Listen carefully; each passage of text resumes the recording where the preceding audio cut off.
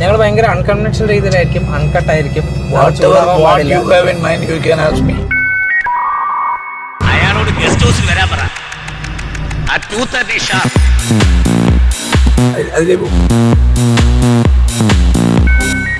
തുടങ്ങിയാലോ?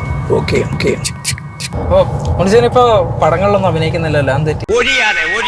പടങ്ങളിൽ അഭിനയിക്കാൻ ഇപ്പൊ സമയമില്ല. ഒരു രാഷ്ട്രീയ പ്രവർത്തകന്റെ ജീവിതത്തിൽ ഏറ്റവും വലിയ ആഗ്രഹം ഒരു സംസ്ഥാനത്തിന്റെ മുഖ്യമന്ത്രിയാകുക എന്നുള്ളതാണ്. രാഷ്ട്രീയത്തിൽ മുഖ്യമന്ത്രിയാകാൻ കഴിഞ്ഞില്ലെങ്കിലും സിനിമയിൽ ഞാൻ മുഖ്യമന്ത്രി, ആഭ്യന്തരമന്ത്രിയൊക്കെ ആയിട്ടുണ്ട്. എയിംസ് വരണ്ടേ?